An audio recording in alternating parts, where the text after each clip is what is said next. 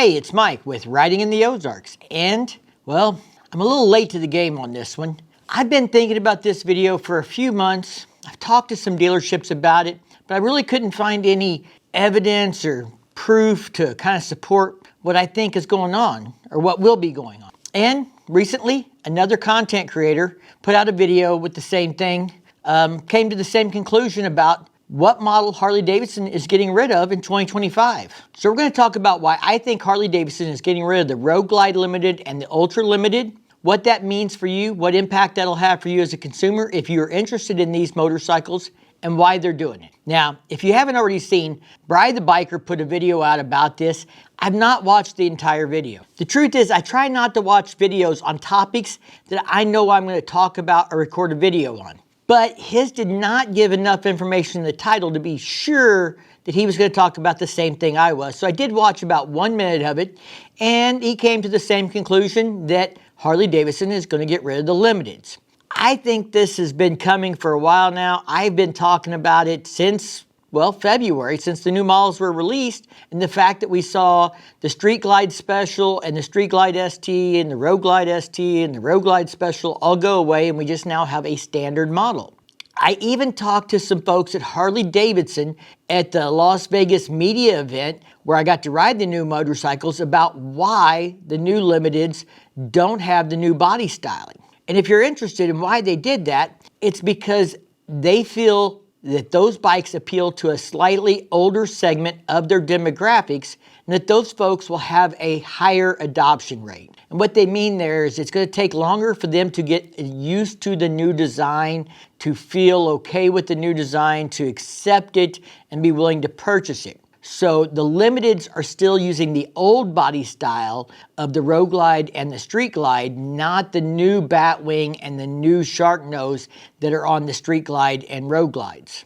If you're not familiar with what I'm talking about, there's not even a Special or an ST model this year. We just have a Street Glide and a Road Glide. And then Harley-Davidson came out with packages, like the ST package, which has certain floorboards and a stage 1 kit, and a special package, which has heated grips and different floorboards and a different seat. Now, this is kind of something that goes back to what I talked about with Harley-Davidson years ago when I first started the channel, that they needed to offer packages. Like when you go to the car dealership, you buy a Ford pickup, you can get it with this chrome appearance package or the FX off-road package. And it's a bundle of accessories that are into one package, and you save a little money on them. The difference is the packages that Harley-Davidson are offering are dealer only. You can't order them on the bike already pre-installed from the factory. So now, if you think about it from Harley's perspective, they only make a Street Glide and a Road Glide one way off the line with different paint sets. They've streamlined their assembly process.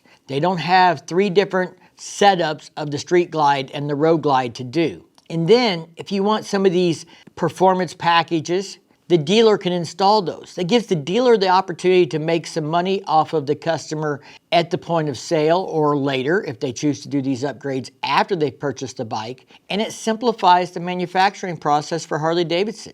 I think that makes sense, and I think that's what they're going to do with the Limited. I think you'll be able to buy a package, gives you the same functionality as the Limiteds had, but you'll just buy it for the Road Glide or the Street Glide. So what's missing? I mean, what do you get with the Limited that you don't get with that? I want to take a minute and thank today's sponsors, Beyond Riders. I've been wearing their armored flannel shirt for over a year. I've been rocking their mesh shirt this summer because it's been hotter than Satan's butt crack out here in Missouri. And they've got high visibility shirts. They've got new colors for their high visibility shirts. Check them out on their website. Also, if it's still hot where you're at, like the southern states, you got plenty of time to get you one of these mesh riding shirts. I've been rocking it a lot. I really like this shirt. It really does breathe really well when you're riding down the road, so check them out. Like all their shirts have great features like zipper pulls, eyeglass cleaning cloths in them, things like that. They really do work on making the best product they can, and I'm glad to have them on board supporting the channel. Make sure you check out the link below to save yourself a few dollars at your next order at Beyond Riders. Let's get back to the video. Well, the Limiteds currently are twin cooled, and the cooling radiators are in the lower fairings. We're not going to need that. The new Milwaukee 117 and the Street Glide and the Road Glide is water cooled without the use of lower fairings. Now that I say it's water cooled, I should say it is twin cooled or liquid cooled. It has coolant that circulates around the exhaust valves and ports. It is not water cooled or liquid cooled throughout the entire engine, which is essentially what the twin cooled version of the 114 was. The 117 that we got this year in the Street Glide and Road Glide have like 12 more horsepower and 10 more foot-pounds of torque, or something like that, or maybe it's 12 foot-pounds of torque and 10 horsepower. But either way, there's a significant bump with the 117 over the 114. What else is different about the Limited and the Street Glides we have now? Well, traditionally the Limited has been an 18-inch front wheel with an 18-inch rear wheel and a 3-inch shock, and they had more of a level-looking profile, and it didn't have extended bags. Well, with the new design and the new body style, we have those same kind of squared up bags again. We don't have the extended bags. And Harley-Davidson has gone to a 3-inch shock in the rear, so we don't have that kind of low stance in the back that we used to have, and it's a little bit more of a level profile. They are putting out a 19-inch wheel in the front, so that may be a slight difference. I'd expect that to stay. I don't think they're going to go down to an 18-inch wheel for the package, but I think that's a small change, and I don't think it really matters. Limiteds traditionally had mirrors instead of the mirrors in the fairing.